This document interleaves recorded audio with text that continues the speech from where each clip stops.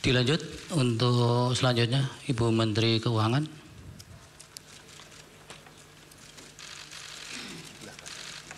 Bisa sebelah kanan Ibu.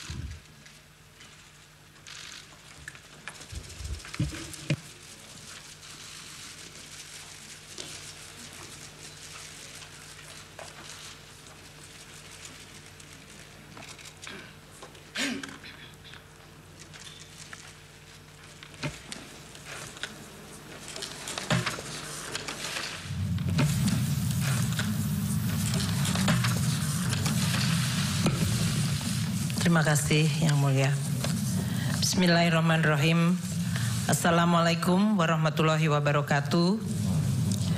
Salam sejahtera, salam Om Swastiastu, Namo Buddhaya, salam kebajikan.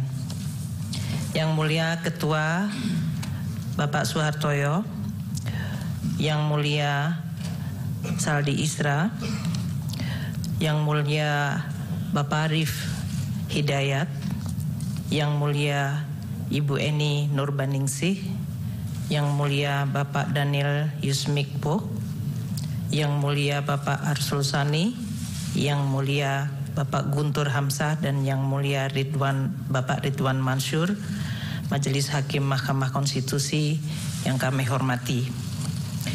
Bapak Menko Bidang Pembangunan Manusia dan Kebudayaan, Bapak Menko Perekonomian, Bapak Ibu Menteri Sosial, Ketua Dewan Kehormatan Penyelenggara Pemilu, pimpinan, anggota, kuasa hukum KPU dan Bawaslu, serta para kuasa hukum dari paslon peserta Pilpres. Sehubungan dengan permintaan Mahkamah Konstitusi kepada Menteri Keuangan untuk dapat memberikan keterangan dalam persidangan perselisihan hasil pemilihan umum atau PHPU Presiden dan Wakil Presiden tahun 2024, perkenankanlah kami menyampaikan keterangan terkait dengan alokasi dan penyaluran anggaran perlindungan sosial sesuai dengan tugas dan fungsi Menteri Keuangan. Kami sungguh bersyukur dan mengaturkan terima kasih untuk kesempatan memberikan keterangan di forum Mahkamah Konstitusi yang mulia ini.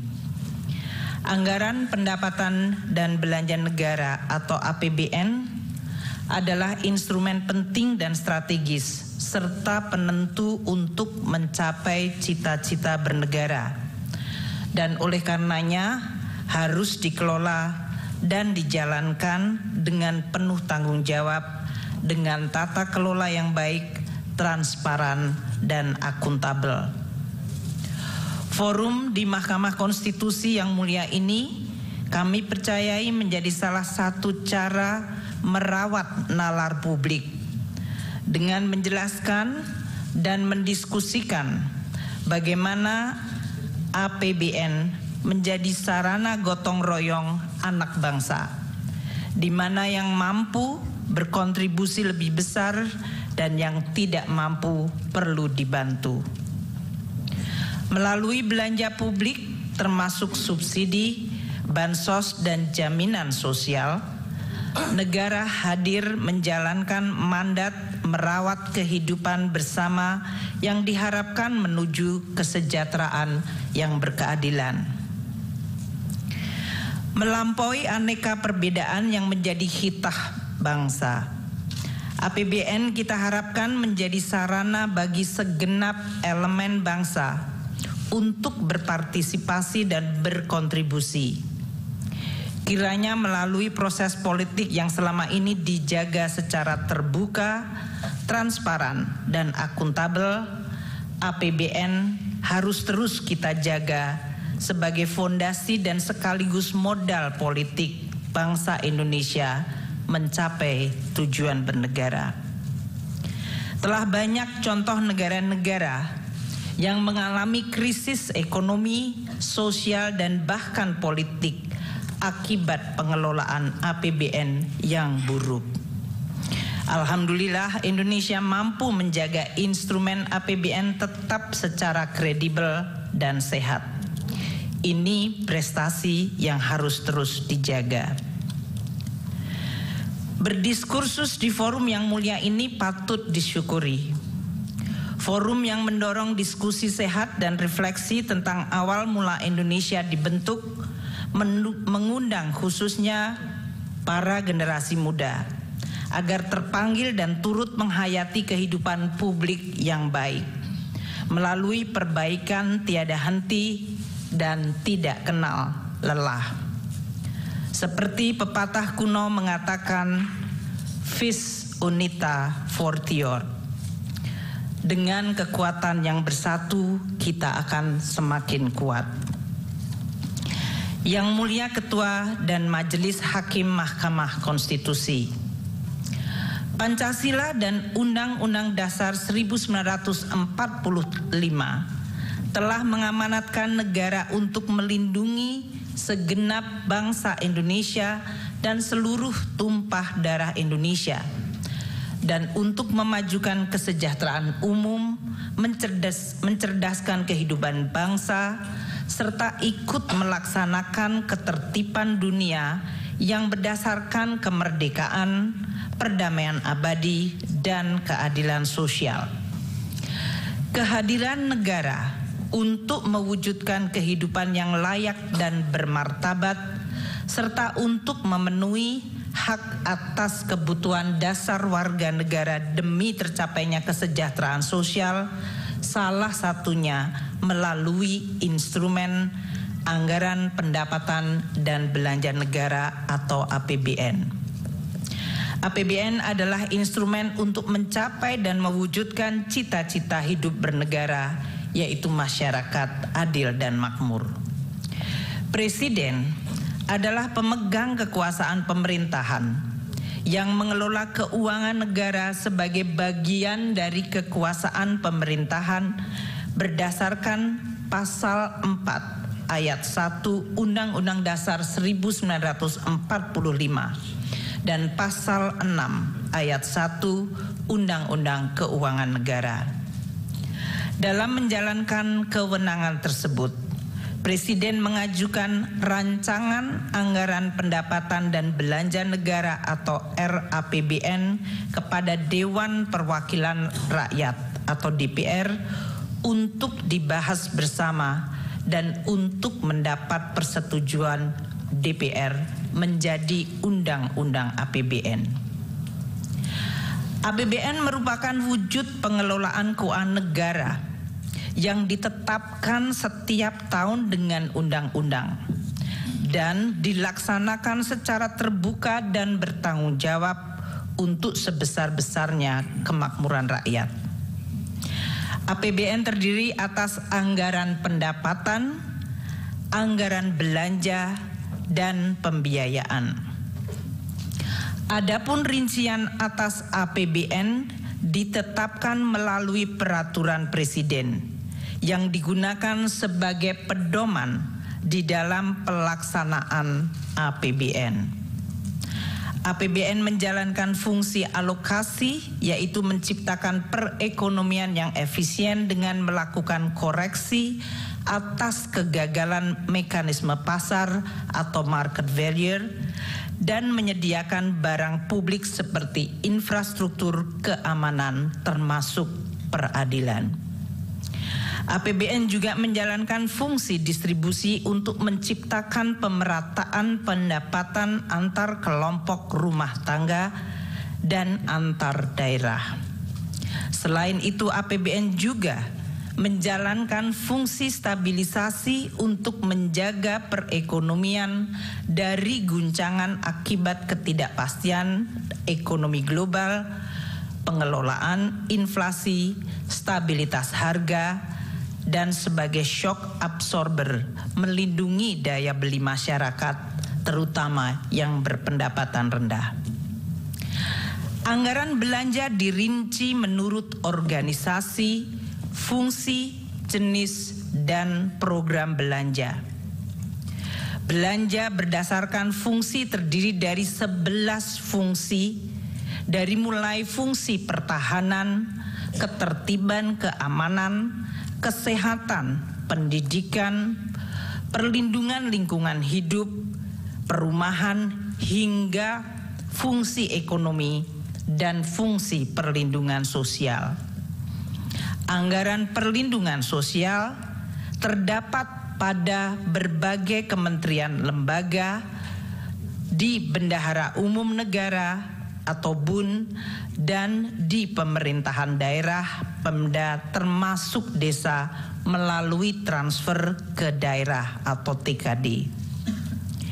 Yang Mulia Ketua dan Majelis Hakim Mahkamah Konstitusi, dalam penjelasan pasal 8 ayat 2 huruf A angka 4 Undang-Undang APBN 2024, yaitu Undang-Undang Nomor 19 Tahun 2023, fungsi ekonomi diartikan sebagai belanja pemerintah pusat yang berdaya guna dalam mendorong pertumbuhan ekonomi dan menjaga daya beli masyarakat di bidang perdagangan, termasuk pengembangan usaha koperasi dan usaha mikro kecil menengah atau UMKM, ketenaga kerjaan, pertanian, kehutanan, kelautan dan perikanan, bahan bakar dan energi, pertambangan, industri, konstruksi, transportasi, serta telekomunikasi dan informatika.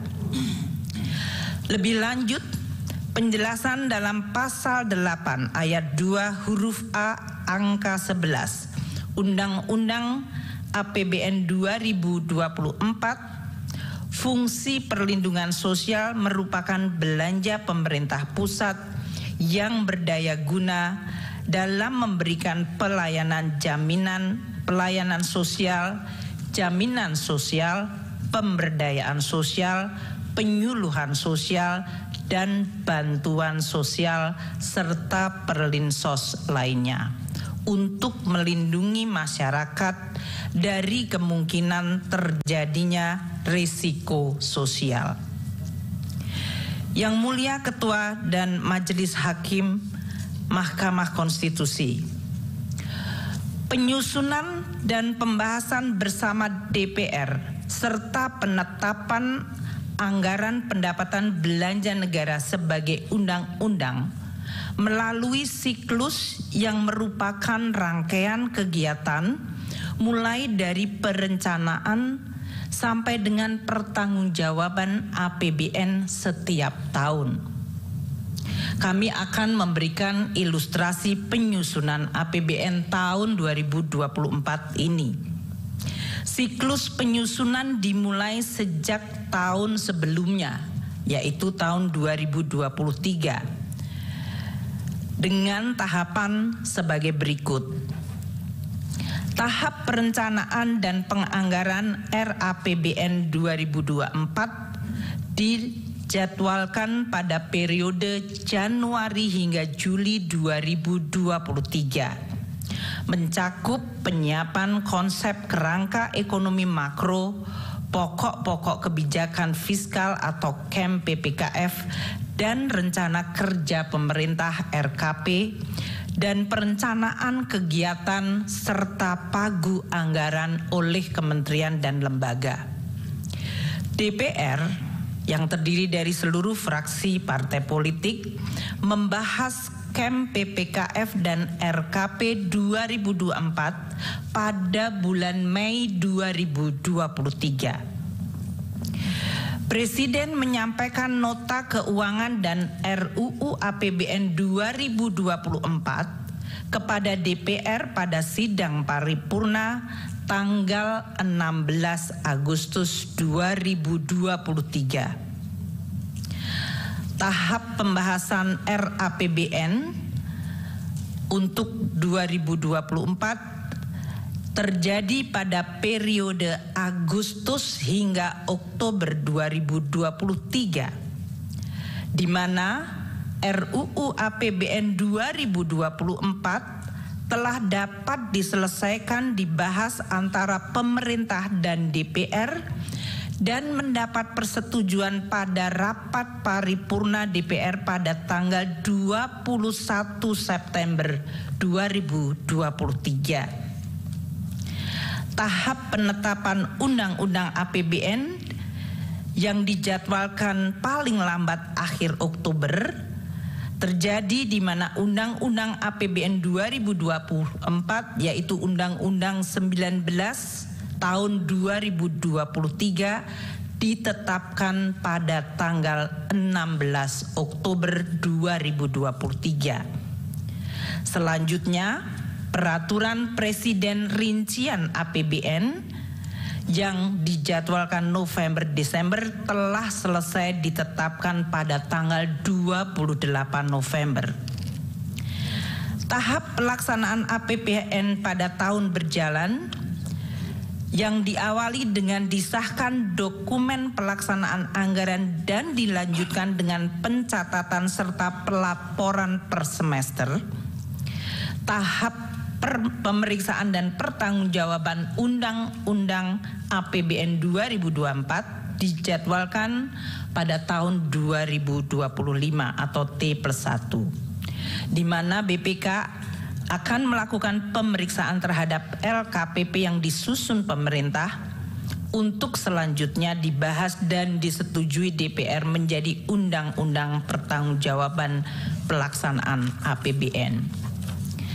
Kami menjelaskan ini untuk kemudian disandingkan proses lini masa penyusunan APBN tahun anggaran 2024 yang telah selesai pada tanggal 21 September 2023 dan diundangkan tanggal 16 Oktober 2023. Apabila lini masa penyusunan APBN 2024 disandingkan dengan proses tahapan pemilihan Presiden dan Wakil Presiden tahun 2024 yang dilakukan oleh KPU, waktu penetapan Undang-Undang APBN 2024 telah selesai bahkan sebelum waktu penetapan pasangan calon presiden dan wakil presiden pada tanggal 13 November 2023 atau bahkan penetapan Undang-Undang APBN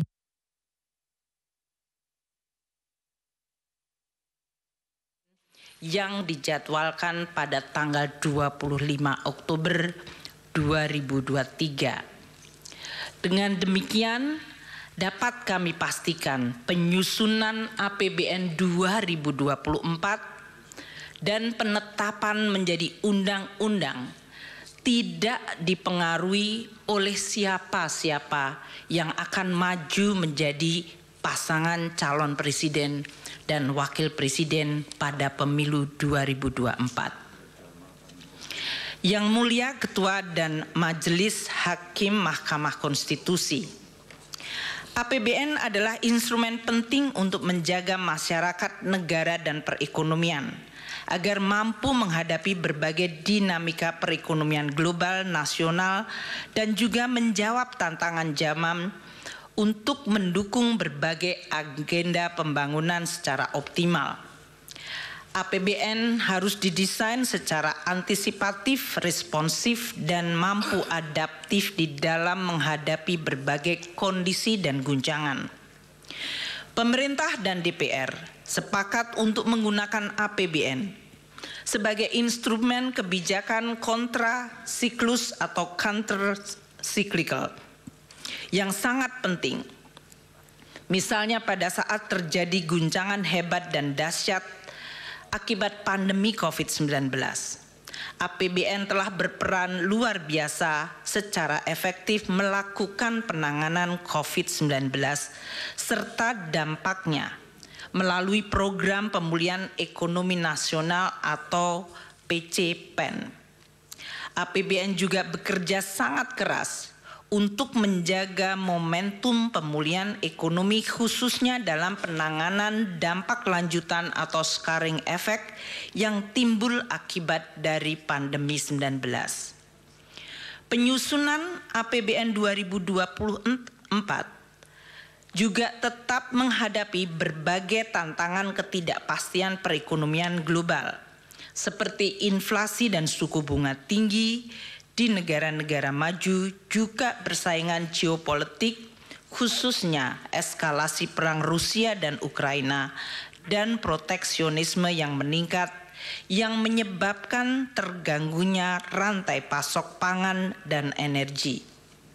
Selain itu, terdapat tantangan domestik berupa peningkatan investasi yang harus terus dilakukan.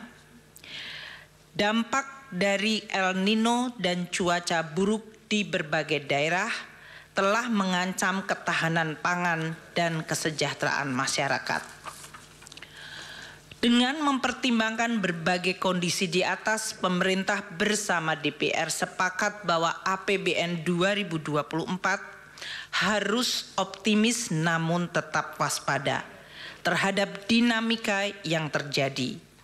Tema kebijakan fiskal tahun 2024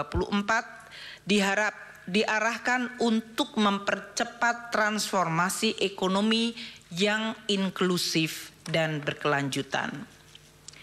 Yang Mulia Ketua dan Majelis Hakim Mahkamah Konstitusi, izinkan kami sekarang membahas khusus mengenai Perlinsos.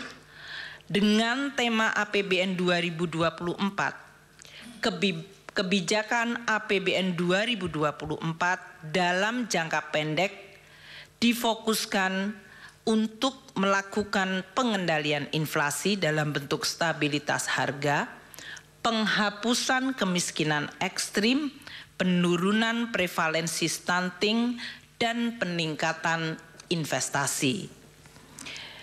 Untuk melaksanakan tema dan arah kebijakan fiskal tersebut, APBN 2024 dirancang sebagai shock absorber untuk melindungi daya beli rakyat dan menjaga stabilitas ekonomi antara lain melalui program perlindungan sosial. Postur APBN 2024 dengan total belanja mencapai 3.325,1 triliun. Di dalamnya terdapat belanja untuk perlindungan sosial sebesar 496,8 triliun rupiah yang berfungsi untuk stabilisasi dan mendukung penghapusan kemiskinan termasuk kemiskinan ekstrim dan stunting. Yang Mulia Ketua dan Majelis Hakim Mahkamah Konstitusi, alokasi anggaran Perlinsos yang sebesar 496,8 triliun dapat dilihat di dalam gambar ini dilaksanakan oleh berbagai kementerian lembaga dan berasal dari badan anggaran atau bagian anggaran KL maupun bagian anggaran bendahara umum negara serta transfer. 75,6 triliun rupiah anggaran Kemensos disalurkan melalui program bantuan sosial atau Bansos, yaitu program Keluarga Harapan PKH, Kartu Sembako, dan program Bansos lainnya. 80,5 triliun untuk perlindungan sosial dikelola oleh beberapa kementerian lembaga seperti Kemendikbud dan Kemenak melalui program PIP, KIP, dan beasiswa afirmasi. Kementerian Kesehatan melalui program Kartu Indonesia Sehat, Kementerian Tenaga Kerja untuk iuran jaminan kehilangan pekerjaan, dan BNPB untuk dana siap pakai bencana. Sementara 340,7 triliun bagian terbesar adalah Perlinsos dalam bentuk subsidi energi, yaitu BBM, LPG dan listrik, subsidi non-energi seperti pupuk, PSO, kredit usaha rakyat, bunga kredit perumahan, dan antisipasi penanggulangan bencana. Belanja Perlinsos yang disalurkan melalui Kementerian Pendidikan dan Kebudayaan dan Kementerian Agama mengalami kenaikan sebesar 7,47 triliun dibandingkan tahun 2023 dikarenakan adanya kenaikan unit cost jenjang pendidikan menengah dan penambahan sasaran. Sementara belanja bansos selain PKH dan kartu sembako yang disalurkan oleh Kementerian Sosial mengalami kenaikan 1,23 triliun rupiah dikarenakan adanya kenaikan alokasi untuk bantuan makan lansia, bantuan untuk penyandang disabilitas, dan bantuan yatim piatu. Belanja subsidi yang disalurkan melalui bendara umum negara atau non-KL mengalami kenaikan dengan adanya kenaikan alokasi subsidi pupuk dan subsidi bunga kur. Dengan demikian dapat ditunjukkan bahwa anggaran perlindungan sosial untuk APBN 2024 di dalam rangka pengendalian inflasi, stabilitas harga, penghapusan kemiskinan sesuai target prioritas nasional. Di dalam APBN 2024 tidak terdapat perubahan yang signifikan pada anggaran bansos yang dikelola oleh Kementerian Sosial. Perubahan perlinsos yang dikelola oleh kementerian lembaga lain seperti Kemendikbud dan Kemenaker adalah akibat kenaikan unit cost dan penambahan penerima Kartu Indonesia Pintar Kuliah serta pembayaran program jaminan kehilangan pekerjaan dan bantuan iuran peserta pekerja bukan penerima upah. Dengan demikian tidak ada perubahan khusus pada tahun 2024 di dalam anggaran bansos maupun perlinsos kecuali perubahan yang telah disampaikan. Yang Mulia Ketua dan Majelis Hakim Mahkamah Konstitusi, izinkan kami menjelaskan realisasi penggunaan anggaran perlinsos sampai dengan Februari 2024 yang dalam hal ini dianggap sesuai dengan lini masa pemilu Capres dan Cawapres serta pemilihan legislasi pada Februari. Realisasi bansos mencapai sebesar 12,8 triliun sampai dengan Februari 2024 untuk penyaluran program Keluarga Harapan bagi 10 juta keluarga penerima manfaat dan kartu sembako bagi 18,7 juta keluarga penerima manfaat. Realisasi subsidi dan belanja lainnya mencapai 15,3 triliun rupiah dan realisasi perlinsos lainnya 9,8 triliun.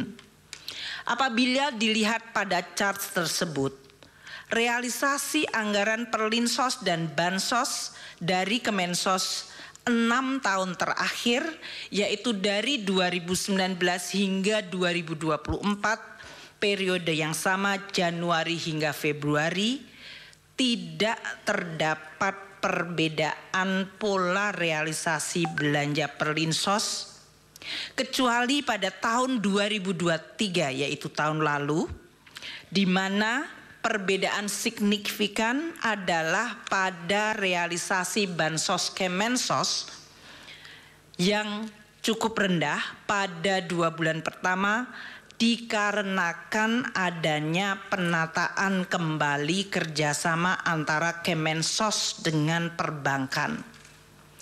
Ini yang menjelaskan pada saat kami menjelaskan kenaikan 2 bulan pada bansos Kemensos mencapai cukup tinggi adalah akibat baseline 2023 dari bansos Kemensos pada bulan Januari Februari yang memang waktu itu rendah akibat masih adanya proses penataan kembali kerjasama antara Kemensos dengan perbankan. Berdasarkan uraian ini, dapat kami sampaikan bahwa pola pembayaran perlindungan sosial dan bantuan sosial tahun 2024 tidak mengalami perbedaan dengan pembayaran tahun-tahun sebelumnya.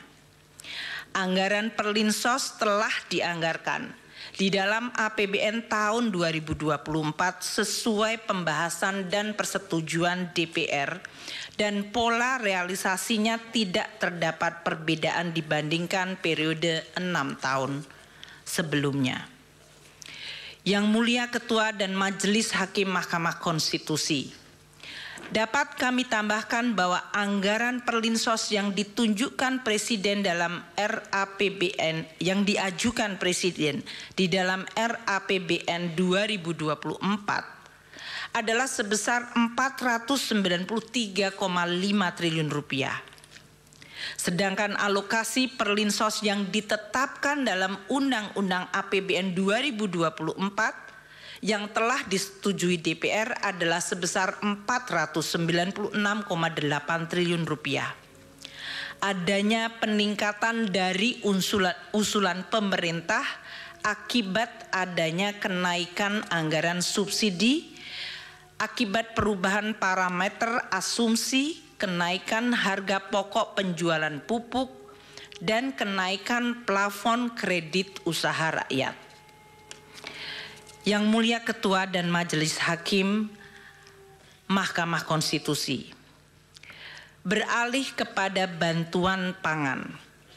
Dalam rangka mendukung pelaksanaan tugas pemerintah di bidang pangan, pemerintah membentuk Badan Pangan Nasional Bappenas melalui Perpres 66 tahun 2021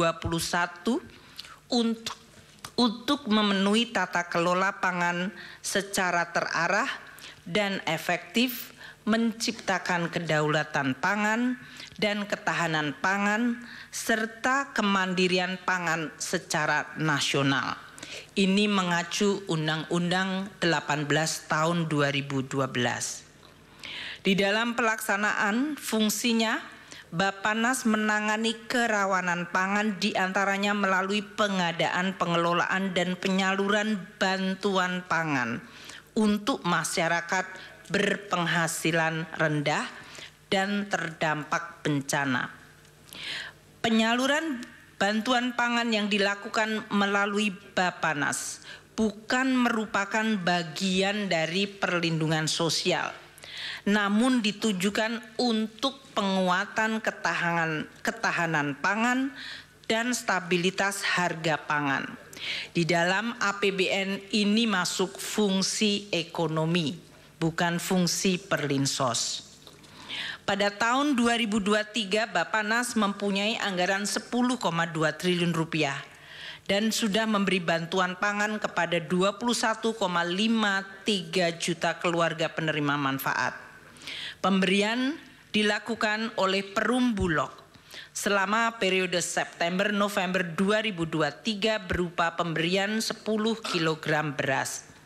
Dalam proses pencairan alokasi bantuan pangan yang dimohonkan oleh Bappenas, diperlukan review oleh BPKP untuk menjamin akuntabilitas dari permohonan yang diajukan. Sedangkan untuk tahun 2024, Bappenas memiliki anggaran sebesar 6,71 triliun rupiah atau justru turun 30% dari anggaran 2023. Yang Mulia Ketua dan Majelis Hakim Mahkamah Konstitusi, pelaksanaan dan pengelolaan APBN dihadapkan pada tantangan perekonomian yang terus berubah secara dinamis.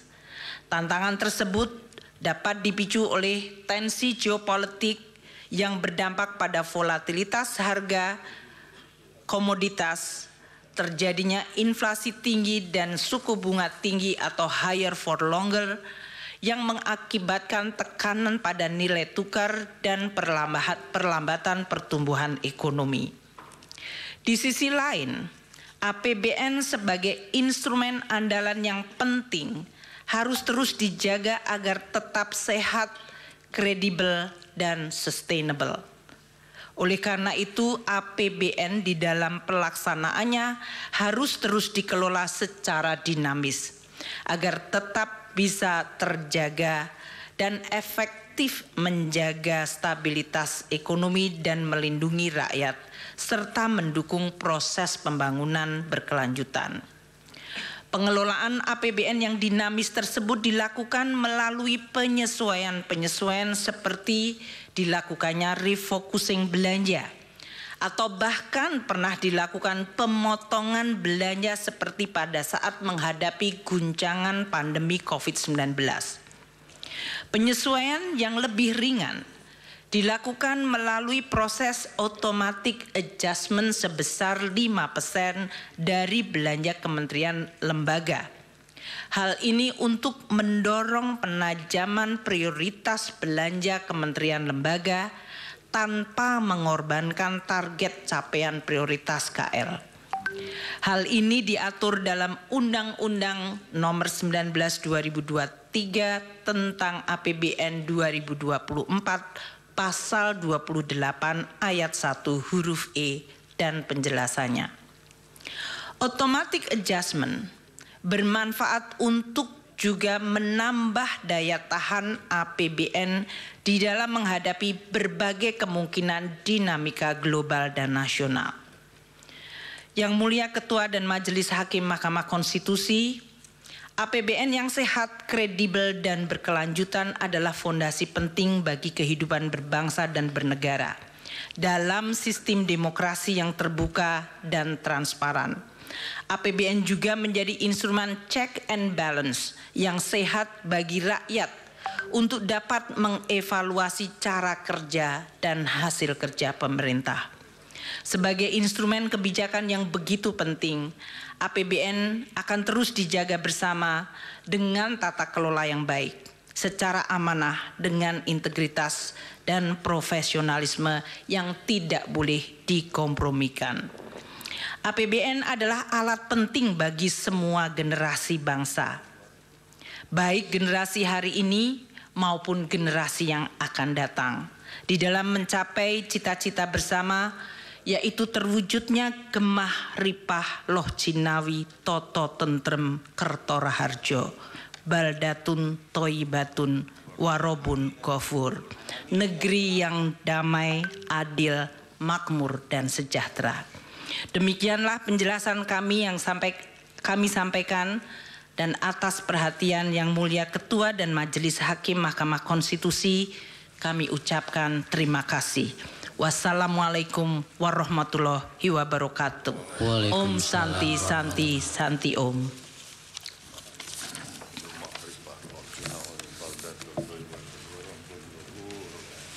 Baik, terima kasih Ibu Menteri Keuangan.